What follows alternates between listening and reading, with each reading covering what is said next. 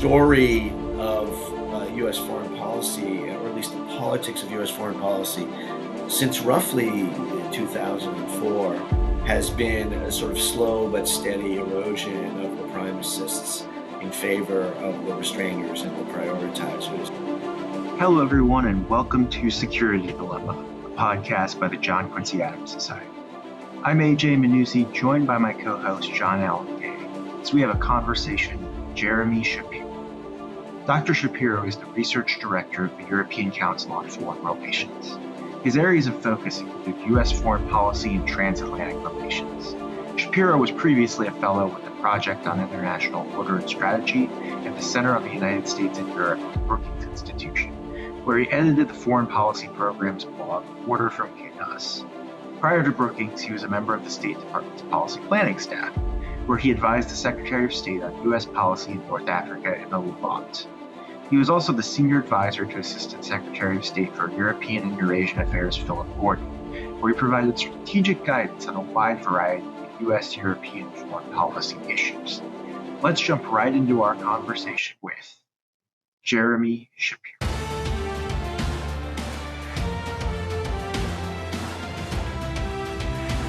Dr. Shapiro, thank you for coming on Security Dilemma. Thanks for having me. I wanted to talk a little bit about some of your work on the differing foreign policy tribes and perspectives within the Republican Party here in the United States. In the 2022 piece, you laid out three distinct tribes in detail, defining the major schools of thought in Republican foreign policy.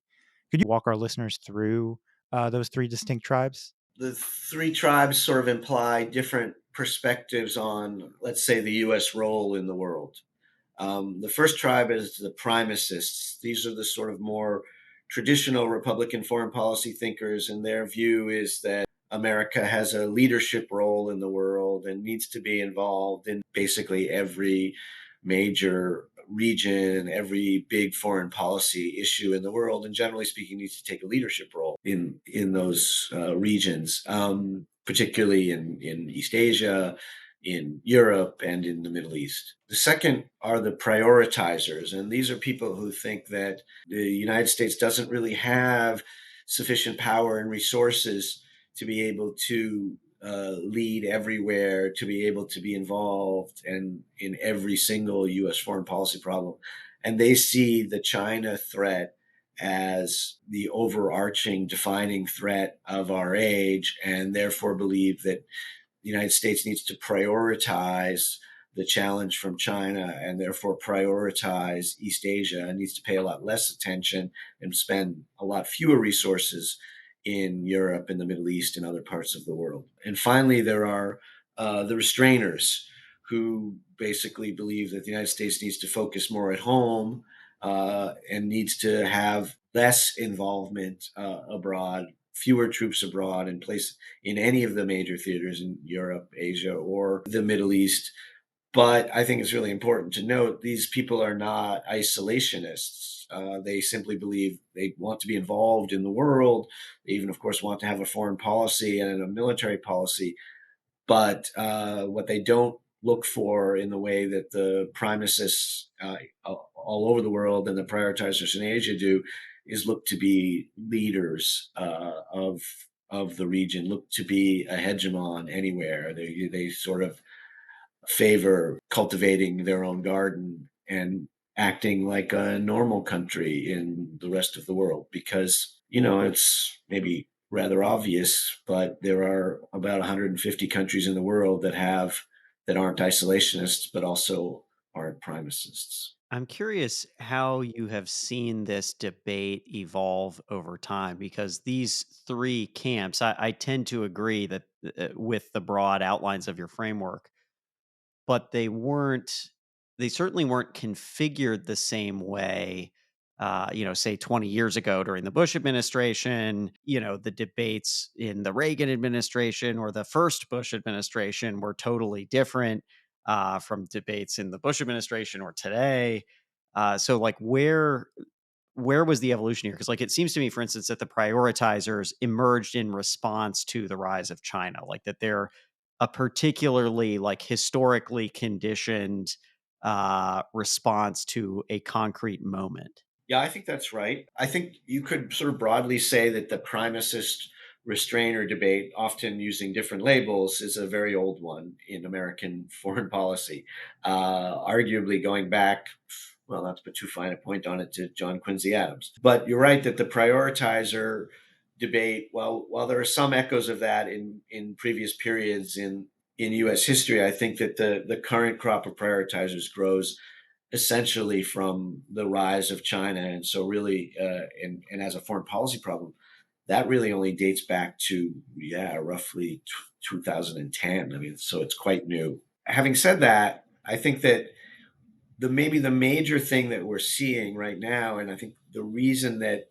these schools of thought are a little bit more interesting than they used to be, is that there is a big shift in the politics of these things in the United States. If you were looking back at the George W. Bush administration, you could identify, as I said, really not the prioritizers, but you could identify primicists and restrainers. But to say primicists were in control, I think understates the degree of a lock that they had on foreign policy, arguably in both parties. And the story of U.S. foreign policy, or at least the politics of U.S. foreign policy, since roughly 2004, has been a sort of slow but steady erosion of the primicists in favor of the restrainers and the prioritizers. And this reflects the fact that the primicists, even as they were incredibly dominant, were seen as responsible for a lot of foreign policy disasters that got the public quite frustrated with U.S. foreign policy, frustrated with the way that elites ran U.S. foreign policy, and politicians sensed that frustration, sensed that the primicists, particularly, but generally speaking, the American foreign policy elite lacked any sort of political foundation, and Donald Trump really sort of exposed the foreign policy community in the Republican Party, the primacist foreign policy community, as a sort of emperor with no clothes. He just sort of demonstrated that they had no political foundation, no real political support in the Republican Party. So he didn't need to listen to them. And frankly, neither did any other presidential candidate. That vastly opened up the field for.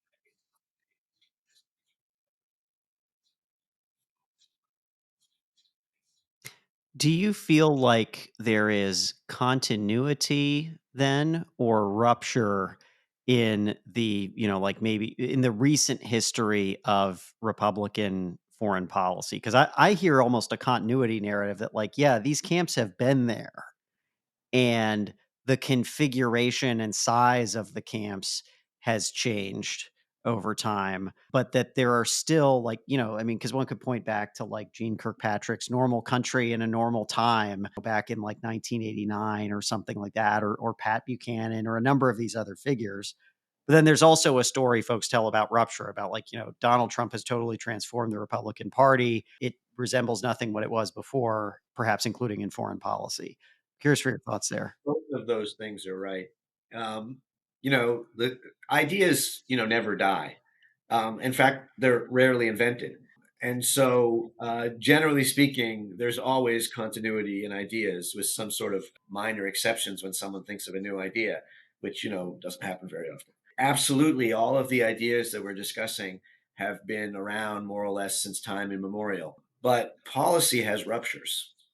And I think what we're seeing is that these tribes have a lot of have roots in historic American debates, have ideas that have echoes that go back into various periods in American history. But what we're seeing is a change in the balance between these ideas that is quite dramatic.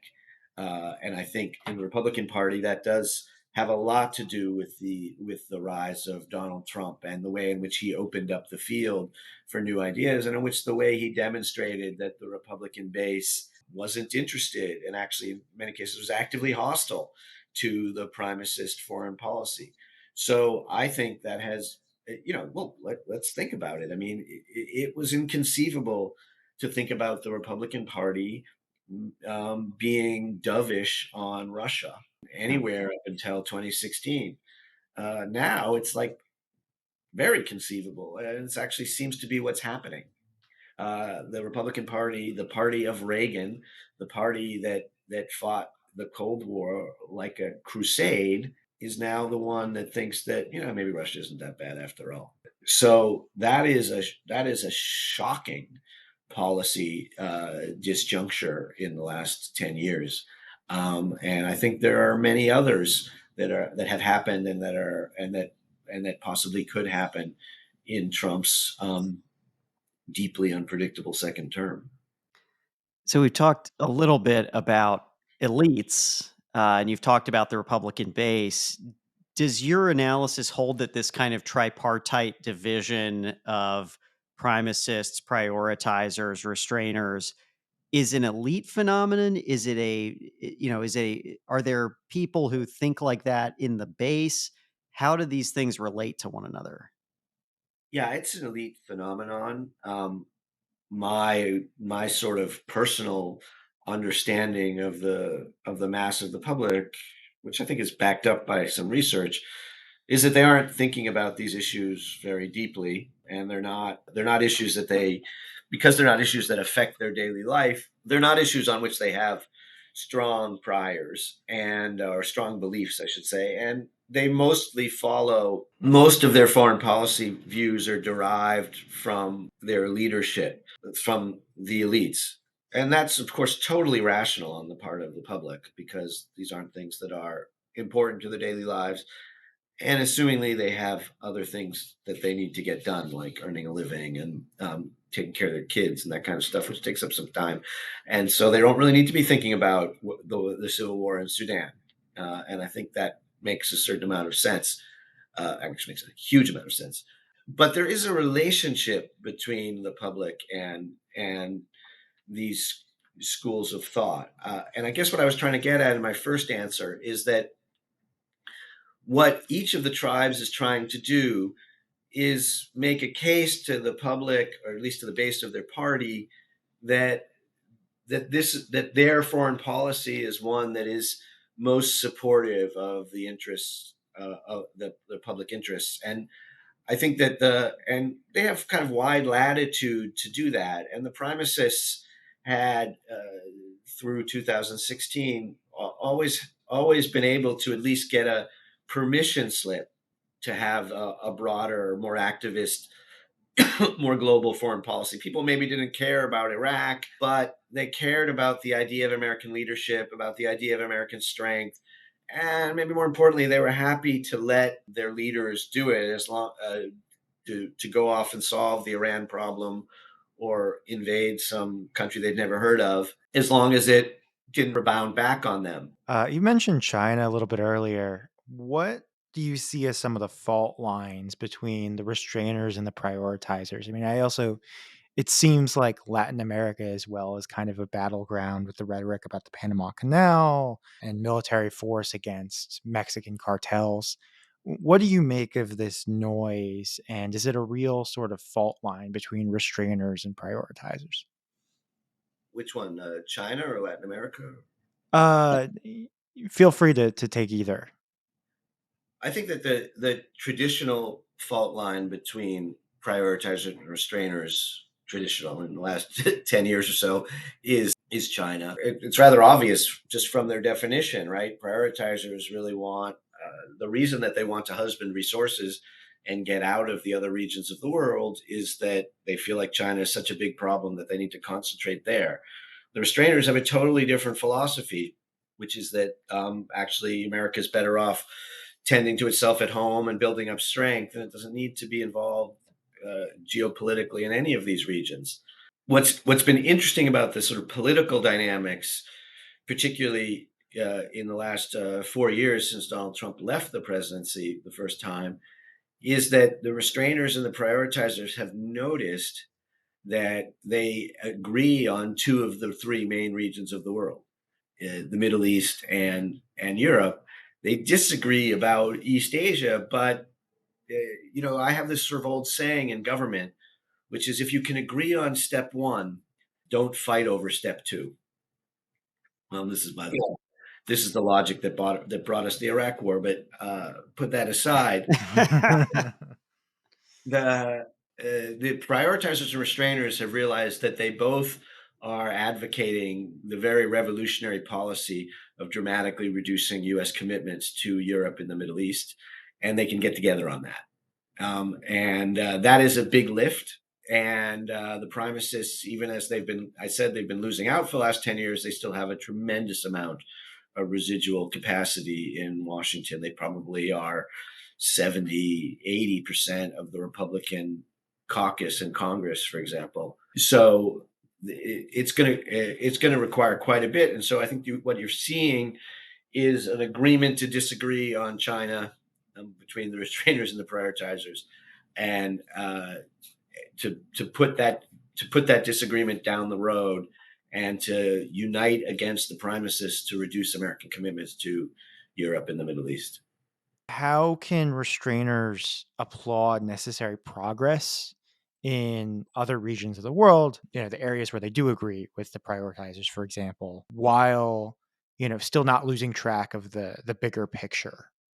Yeah, so like restrainers disagree with the prioritizers still on China. And Right. so there's this latent factional conflict on top of, or sitting beneath the factional agreement on two out of the world's three regions.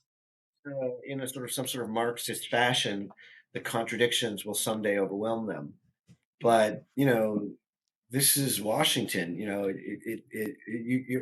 question almost reminds me of that sort of famous French academic who sort of asked, "Yes, it works in practice, but will it work in theory?" Who gives a fuck?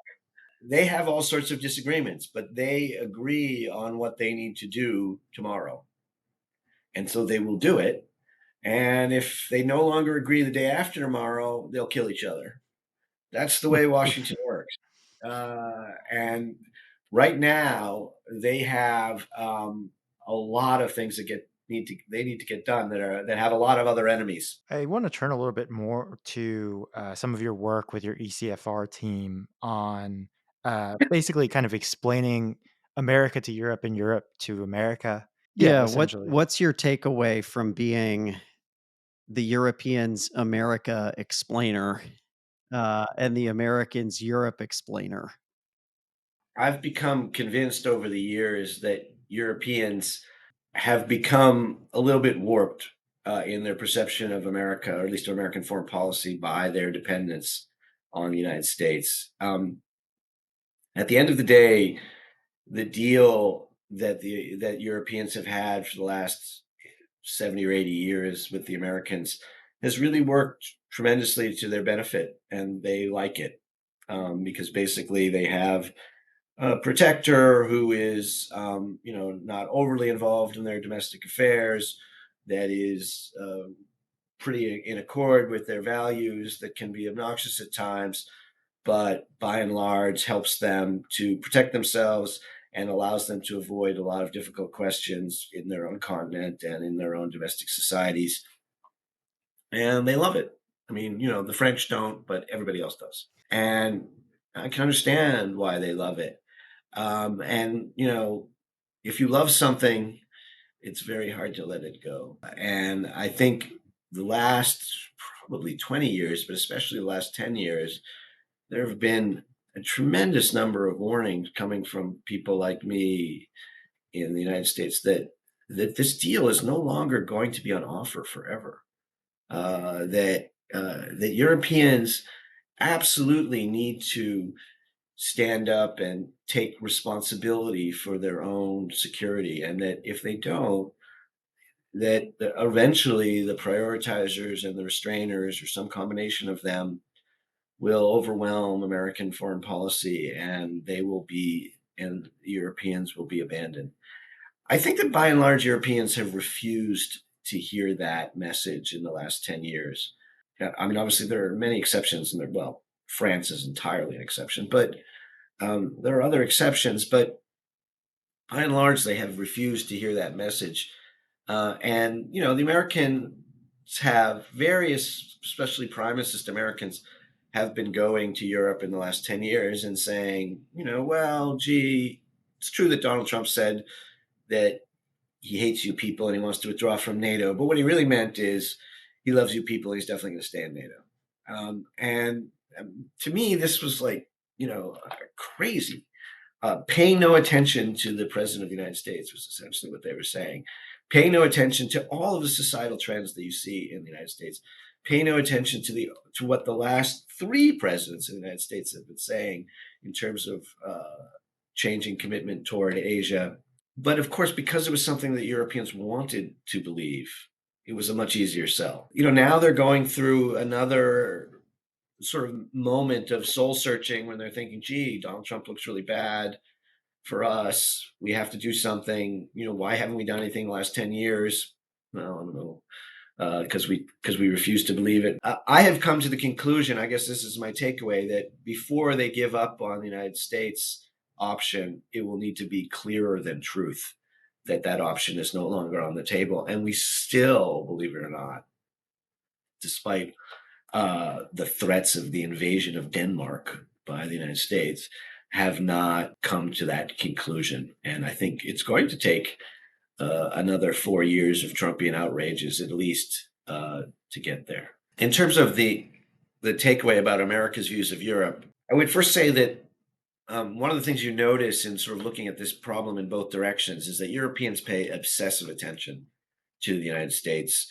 In the 2016 election, we looked at these polls that showed that at a certain point early in the election, something between 85 and 90%, I think it was, of Europeans could name the two candidates. At the same time, only 14% of Americans could name the president of France, and only 8% of them could name the chancellor of Germany, who were already in office. The level of attention is nowhere near the same. And Europe, although it looms very high in the American cultural imagination, it's where it feels to be like where all the spy movies are set, and where everybody goes on vacation. It doesn't loom very high in the policy imagination. People aren't interested in European politics. They don't know anything about European politics. They don't know anything about European culture. And so Europe, from a policy standpoint, it has been a bit of a plaything of elites, and they've been able to sort of be part of this codependency with Europe, where we keep telling the Europeans we want them to be more independent and more accountable, but keep undermining them in their efforts when they actually make efforts to achieve that. So I was pretty critical in the last bit about how Europeans have failed to stand up. But I think there is another side to that, which is the Americans have actually failed to consistently insist and occasionally undermine them in standing up. So this is a very codependent relationship with all of the harmful effects that implies. Would love to hear you elaborate a little bit more about the ways in which U.S. policy has undermined the objective of a more independent Europe. Okay, sure. So think about the defense spending debate in the transatlantic alliance, the burden sharing debate. There is this idea which has been present in American policy circles since literally the Eisenhower administration, that Europeans need to spend more on defense. And if you think about what that sounds like, you're saying, well, Europeans spend more, take more responsibility, take more of the burden. Actually, that's not what it means. Actually, what it has tended to mean is Europeans spend more money buying American weapons. If you wanted Europeans to be independent, as opposed to just spend more money, you would want them to build up their own arms industries, because arms industries create employment and therefore they create support for more responsibility in foreign policy. What the Americans have been insisting is that they spend more, but that they get no more political benefit. And so they haven't really fostered independence, even as they have demanded more spending. And that is a contradiction that American officials have never really gotten their heads around. They have never really thought, gee, actually, it's not just enough for them to spend more. They have to build up their own capacities. We have to give them responsibility and accountability for foreign policy problems. When I was in the State Department during the Libyan revolution, at one point the president and most of the State Department was against intervening in Libya in the Libyan civil war for a variety of reasons, a lot having to do with the fact that we were currently fighting two other wars and losing them both. And the British and the French were really into it for whatever reason. And so we were having this dialogue with them about, why maybe it wasn't a great idea. And at one point they said to us, well, you know what? I see that you don't like this. And I guess if you don't want to participate, we'll just do it without you. I have never seen opinion turn around as quickly in the State Department as I saw when the British and the French said that. Because what they had done in threatening to do this operation without the United States is threaten our leadership. Just completely unacceptable to the sort of psyche of the American official. And of course, what we said at the time was, well, if you do it alone, you'll screw it up.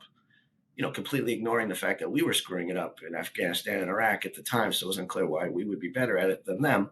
But we were absolutely convinced of that. I think what was really going on was that at a moment when the British and the French were doing what we had told them to do for decades, which is take responsibility for an international security issue in their neighborhood, we actually weren't willing to let them. And so that's the kind of codependency I mean. Take another example of it is right after the Ukraine war started in 2022, or the most recent Ukraine war. The German chancellor declared what they called the Zeitenwende, the turnaround, the turning point in German defense policy. And he announced that he was going to spend 100 billion euros on defense, which is a lot of money, even by American standards. But then if you look at what they actually ended up spending it on, instead of really buying German or European kit, and instead of really buying capabilities, they actually used the money to try to bind the United States into Europe. They bought a lot of American weapons, F-35s. If you need to spend $100 billion, F-35s are a very quick way to do it, so it has that advantage.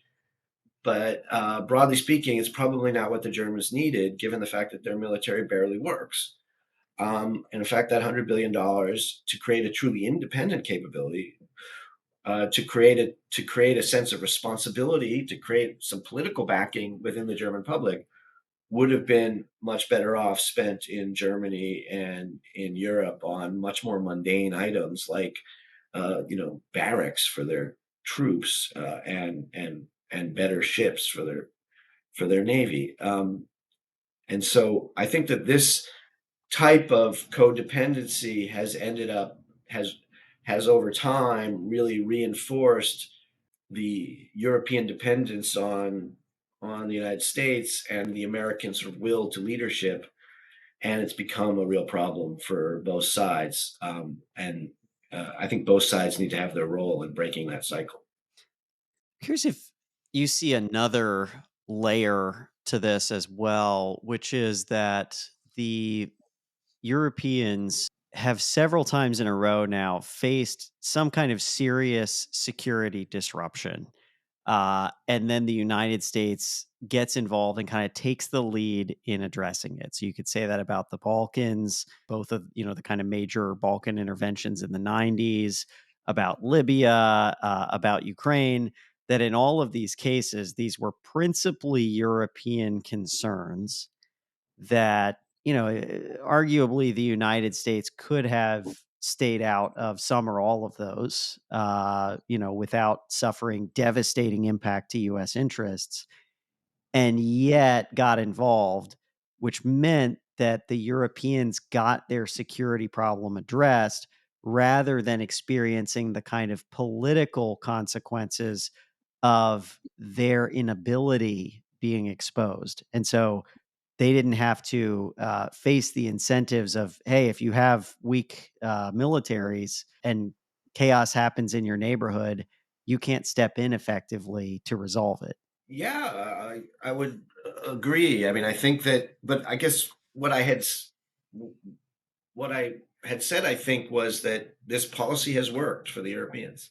It's a great deal if you can get it. Basically, they have somebody who will come in with a lot of strength and purpose and protect their interests in their neighborhood and beyond. They don't have to do it. They can have confidence that their interests will be respected by and large, and they don't have to pay the enormous cost of building military forces and using them.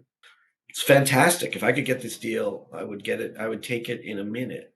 It's a very unusual deal in geopolitics. Why wouldn't they be happy with that? Why wouldn't, when they look at Libya, Balkans, Ukraine, they want that American role to continue. So the question really only is, can it? And my point is that the domestic political trends in the United States and the geopolitical trends in the world, largely the rise of China and others, means that this deal isn't likely to be on offer. But my conclusion in watching the Europeans for the last 20 years is that they will never extrapolate those trends forward. They will never sort of look at it like I do and say, well, gee, it really seems as if the Americans aren't going to be here that much longer. The Americans kind of have to be gone before they can really do very much about it, because they can always hope that I'm wrong. They can always decide to listen to, Mitch McConnell instead of me, who has a bigger audience, it must be said. And when he comes over to Europe and he says, it's going to be fine. Donald Trump doesn't mean it. We're going to be here. There are plenty of primicists who say that this trend that the Europeans are worried about and that I'm citing in American politics is just another bump. It's just a blip. Look, in fact, during the Trump administration, we didn't withdraw from Europe. We won't withdraw from Europe this time. We're here, I guess, forever. Or sun goes supernova in 5 billion years, so that puts some sort of a limit on it. But up until then, you're fine. And so Europeans want to hear that, so they do.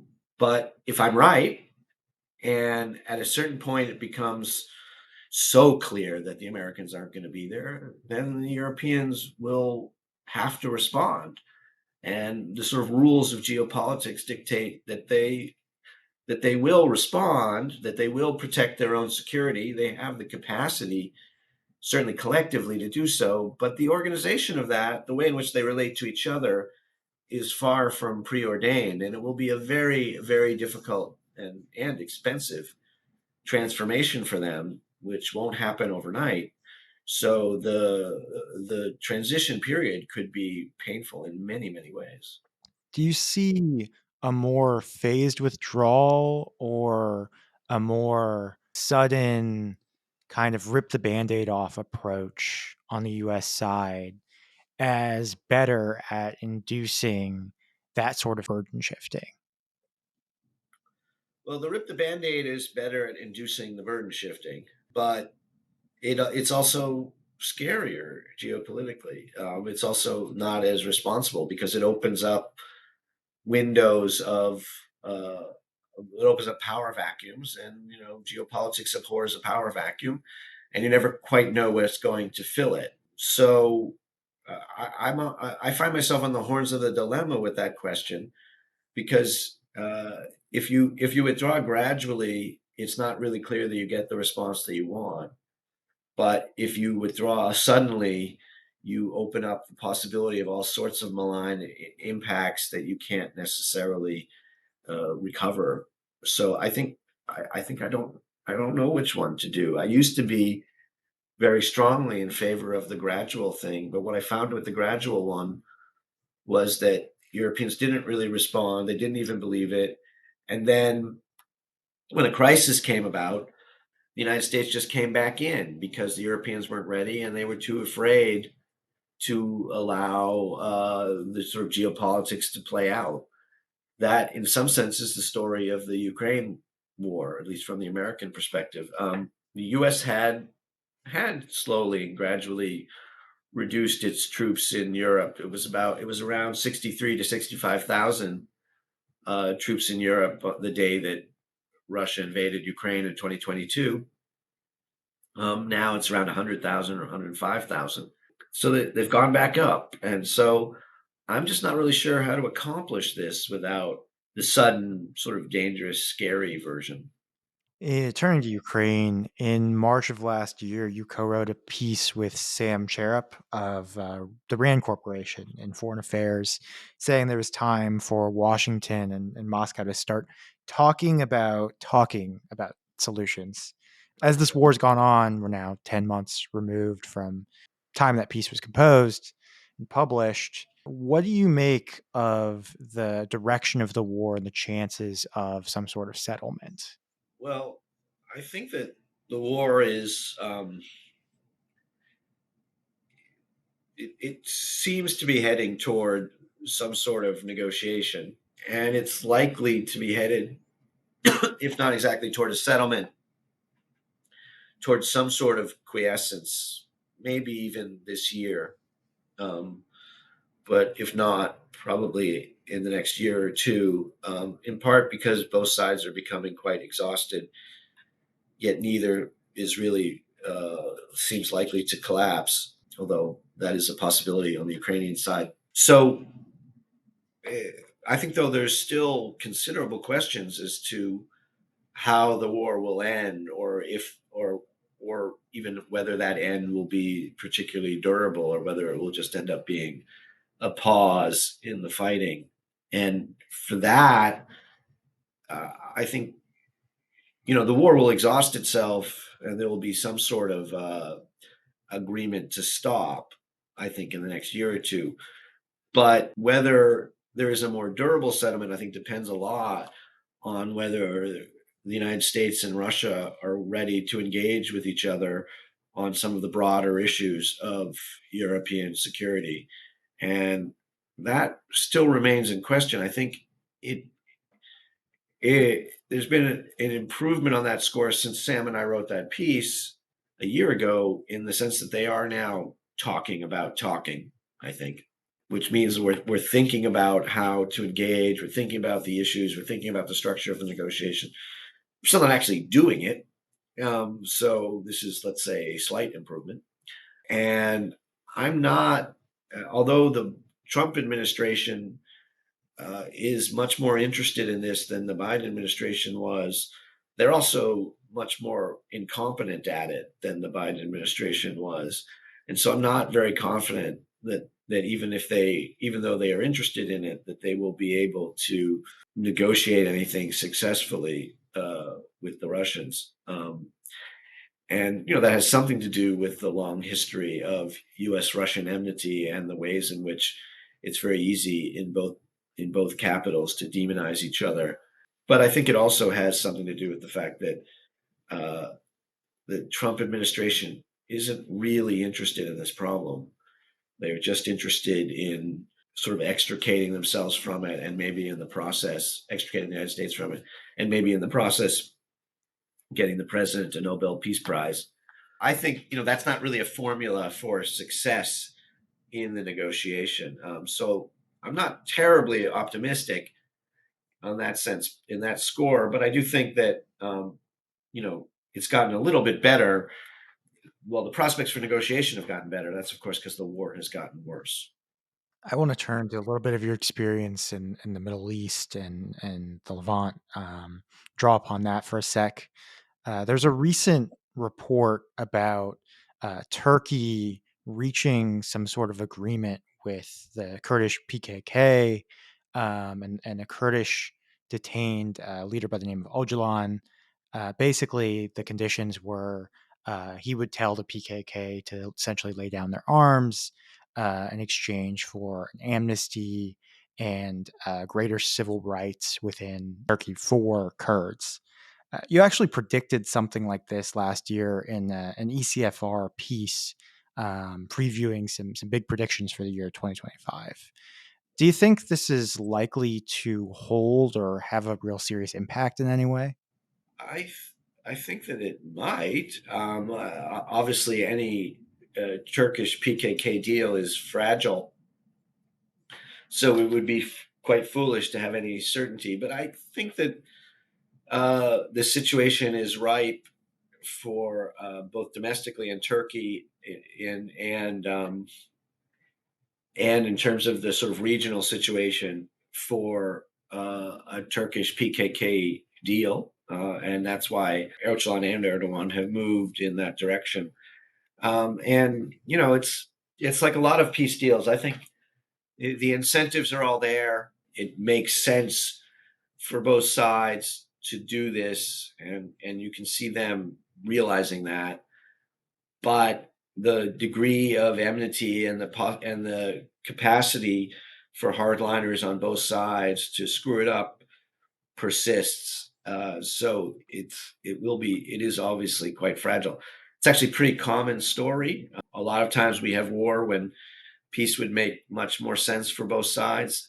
I'm just a little bit optimistic in this particular case, in part because both Öcalan and Erdogan are such strong leaders, and they do seem to have decided for themselves to move along this path, that we're going to be able to see some real improvements there. I want to talk briefly about Biden's foreign policy legacy as well. You talked a little bit about this, but he often seemed to aspire to be a foreign policy president, big F, big P again, in a way that a lot of presidents don't. He was chair of Senate Foreign Relations.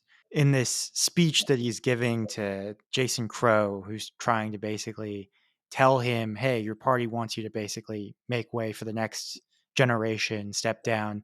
He goes basically like, I put together AUKUS, I got 2 more countries into NATO, Beltway acronym after Beltway acronym, pride himself on essentially restoring the American liberal international order, liberal hegemony premise. How should Americans look back on his foreign policy legacy as president? It's a difficult question, and I think it's a particularly difficult question in 10 days after he left office. The general trajectory of evaluation of a president, particularly in foreign policy, is that right after he leaves office, particularly if he's a one-term president, he is a failure. Because when you lose an election, everything you did is a failure. And when you win an election, everything you do is a success. What I have noticed since the election is that it's become very de rigueur to dump on Joe Biden's foreign policy. And honestly, even though there were many, many things I would have done different than Joe Biden, I think history will look a little bit more kindly on him than we are doing in these recent days. It's true that, for my taste particularly, he was, I think, a bit out of touch with the trends in public views toward foreign policy. And he took the position that, well, American presidents, elites have traditionally taken, which is that he could have any foreign policy he wanted, and if he showed enough leadership, he could convince the American public. And within some bounds, that's true, particularly if your foreign policy is successful. But I think I would have liked to have seen him sticking a little bit more strongly to the thing that he promised when he entered, which was a bit more of a prioritizer, arguably, foreign policy, in which there was going to be this shift to Asia. And that, by the way, is the story of the foreign policy of the first year of his administration, in which he withdraws from Afghanistan, concludes AUKUS, and it makes a really quite concerted approach to, and a disciplined one, to give some life and reality to the idea of a pivot to Asia, which I thought was a very good idea, and had been something that the Obama and Trump administrations had kind of promised but not really done. But I think you have a point that when the Ukraine and Gaza wars arrive on the scene, they don't respond. The Biden administration doesn't respond to those wars with the courage of their convictions in terms of the shift to Asia. What they should have said was, well, gee, this is not good. We don't support this, but we have other things that we need to be doing, and somebody else has to take care of that.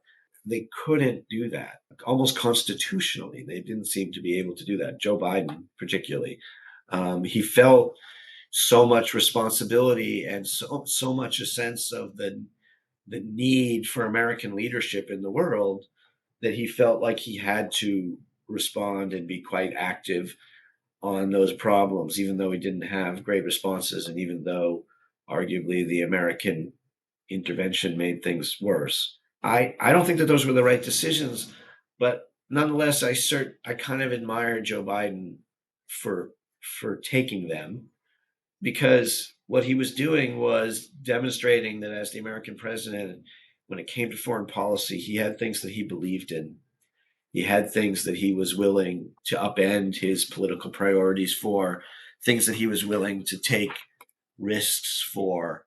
And in the context of the new president, who doesn't have anything like that, he doesn't have a foreign policy ideology, doesn't have beliefs, I think there's a temptation on the part of people like me who didn't really enjoy large aspects of Joe Biden's foreign policy to believe that Donald Trump can be a better representative of the foreign policy that we wanted Biden or previous administrations to have. To believe that is to fundamentally misunderstand the difference between Joe Biden and Donald Trump, which is that Joe Biden might have had a foreign policy he didn't like, but Donald Trump doesn't have one at all. He has a policy of basically supporting his own financial and political interests and using foreign policy as a tool for that. And if you believe, no matter what your foreign policy philosophy, that you can harness that toward a consistent position for the United States in the world, you've simply misunderstood who Donald Trump is. While I know that's a weird answer to your question, but I just feel that even though I disliked important aspects of Biden's foreign policy, I really admired his competence, his passion, his principles, and I'm going to miss them, I think, very soon. Dr. Jeremy Shapiro, thank you for coming on Security Dilemma. Security Dilemma is a podcast by the John Quincy Adams Society. To learn more about our programs, visit our website at jqas.org. Remember to rate and review on your podcast app and join us every Tuesday for new episodes of Security.